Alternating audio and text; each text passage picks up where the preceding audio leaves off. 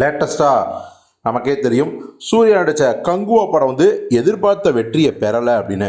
அதனால் அதன் விளைவால் அவர் சூர்யா ஹிந்தியில் கர்ணா அப்படிங்கிற 1000 கோடி ப்ராஜெக்டை வந்து நடிக்கிறதா இருந்தார் பார்த்தீங்களா. அது இப்போதைக்கு இல்லை அப்படின்னு முடிவு பண்ணியிருந்தாங்க.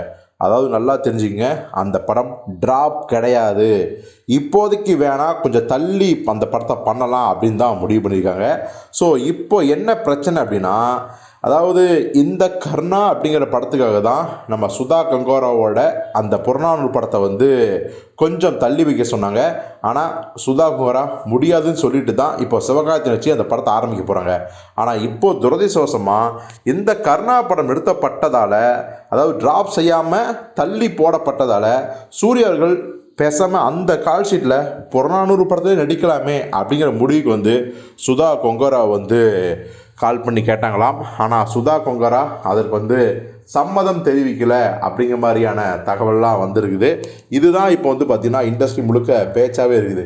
சுதா கொங்கரா அவர்கள் பார்த்திங்கன்னா சூர்யாவோட பேச்சை கேட்கவே இல்லை. அதாவது சூரரை போற்று அப்படிங்கிற ஒரு மிகப்பெரிய வாய்ப்பை கொடுத்தாங்க சூர்யா. ஆனால் சுதா வந்து பார்த்திங்கன்னா அதை வந்து பெருசாக கண்டுக்கவே இல்லை. அதை வந்து பெரிய விஷயமாகவே பார்க்கல. இத்தனைக்கும் சூர்யா வந்து சொல்கிறாரு இந்த மாதிரி ப்ராஜெக்ட் பண்ணலான்னு. ஆனாலும் கூட பார்த்தீங்கன்னா அவர் இப்போதைக்கு சிவகார்த்திகேயன் வச்சு கிட்டத்தட்ட ப்ரீ ப்ரொடக்ஷனாக ஸ்டார்ட் பண்ணியாச்சிங்க சார், இப்போ நீங்கள் வந்து கேட்டால் என்ன பண்ணுறது அப்படிங்கிற மாதிரியான பதிலை சொல்லிட்டாங்களாம். இதுதான் இப்போ இண்டஸ்ட்ரி டாக்காக இருக்குது. ஆனால் சுதா கொங்கரா என்னமோ சூர்யாவை மட்டம் தட்டின மாதிரியான பல பேர் பல விஷயங்களை அப்படி ஷேர் பண்ணுறாங்க. அது கிடையவே கிடையாது. சுதா கொங்கரா அவர்கள் சூர்யாவிடம் ரொம்ப ரொம்ப தன்மையாக மரியாதையாக ரொம்ப ரிக்வஸ்ட்டாக சொன்னாங்களாம். சார், அதாவது இந்த ப்ராஜெக்ட் ஆரம்ப நிலையில் இருந்தால் பிரச்சனையே இல்லை, சிவாட்ட பேசிடலாம். ஆனால் சிவகார்த்திகேயன் உள்ளே கொண்டு வந்து மற்ற ஆர்டிஸ்ட் எல்லாத்தையும் உள்ளே கொண்டு வந்து கிட்டத்தட்ட ப்ரீ ப்ரொடக்ஷன் முடிஞ்சு ஷூட்டிங்கே போகிறோம் சார். இப்போ வந்து இந்த ப்ராஜெக்ட் நம்ம வந்து ஹீரோவை மாற்றினா நல்லா இருக்காது சார்னு ரொம்ப பொலைட்டாக தன்மையோட சொல்லியிருக்காங்க. ஆனால் இங்கே என்ன மாதிரியான ஒரு செய்தி பரப்பப்படுதுன்னா, சுதா கொங்கரா வந்து சூர்யாவை மதிக்கவே இல்லை அப்படின்னு.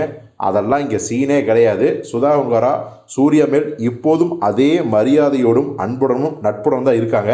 ஸோ புறநானூறு முடிச்சுட்டு மீண்டும் வேறு ஒரு ஸ்கிரிப்டில் சூர்யாவை இயக்குவார் சுதா கொங்கரா அப்படிங்கிறது தான் உண்மை.